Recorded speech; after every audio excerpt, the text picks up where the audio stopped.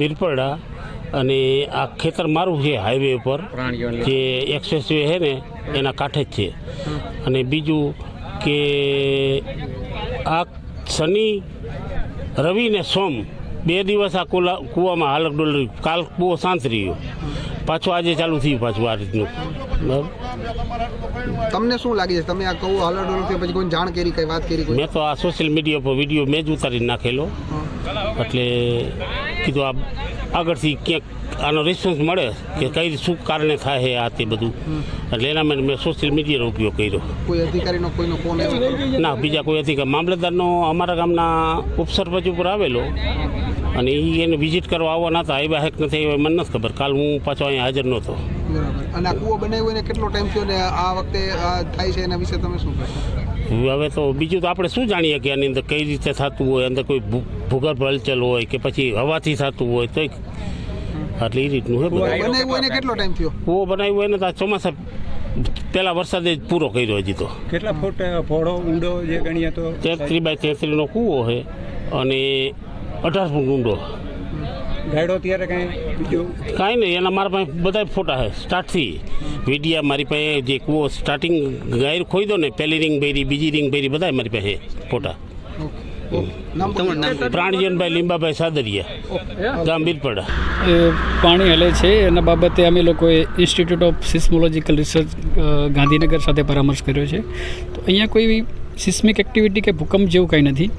જે પાણી હલવાનું પ્રાથમિક કારણ એ છે કે ઉપરવાસમાં હેવી રેઇનફોલ જ્યારે થાય ત્યારે ગ્રાઉન્ડ વોટર રિચાર્જ થતું હોય છે. તો રિચાર્જ વખતે જે રોક પથ્થર આવે છે લેયર, એમાં પોર સ્પેસીસ આવે છે, એમાંથી એર રિલીઝ થવાના કારણે થતું હોય છે. અને બાકી હાઈ વિન્ડ વેલોસિટીના કારણે થઈ રહ્યું છે. અન્ય કોઈ બાબત સિસ્મિક કે એવી કોઈ બાબત ધ્યાને આવેલ નથી. સાહેબ, આજુબાજુમાં બીજા કૂવાઓ છે, ત્યાં આ પ્રકારની એક્ટિવિટી નથી જોવા મળતી. આપણે જોઈ શકીએ છીએ કે રોડની બાજુમાં છે, વિસ્તાર મોટો છે અને જે કૂવામાંથી પથ્થરમાંથી એર રિલીઝ થતી હોય ત્યાં બનવા જોગ છે અને બહુ નોર્મલ છે હેવી રેન થતો હોય ત્યારે.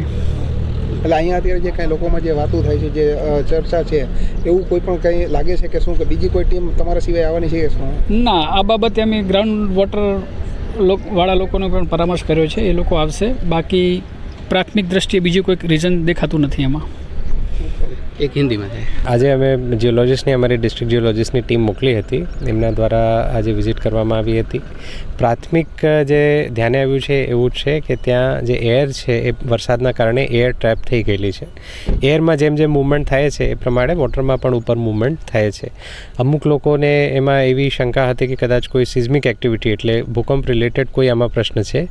એવું બિલકુલ નથી. અને એ બાબતે અમે ગાંધીનગરમાં પણ જે સિઝમિક એક્ટિવિટી જ્યાં મેજર થાય છે ત્યાં પૂછપરછ કરી હતી, તો કોઈ પણ એ પ્રકારની સિઝમિક એક્ટિવિટી ધ્યાને આવેલ નથી આખા ગુજરાતમાં છેલ્લા 5-10 દિવસમાં.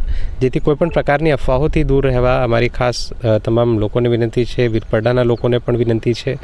બિકોઝ એવું કંઈ જ નથી. અમે એ સિવાય જે Gujarat ground water research institute છે ત્યાં પણ જે એમના એક્સપર્ટ છે એમને જાણ કરીએ છીએ. એ લોકો પણ આગામી દિવસોમાં આવીને એકવાર ગ્રાઉન્ડ વોટરની દ્રષ્ટિએ ક્યાં જે એક્વિફર છે ત્યાં ગેસ ટ્રેપ થયું છે, હવા ટ્રેપ થઈ છે, શું એક્ઝેક્ટ રીઝન છે જેના કારણે આ થયું છે એની ચકાસણી કરશે અને પ્રમાણે આપણને અવગત કરશે. એક હિન્દી છે.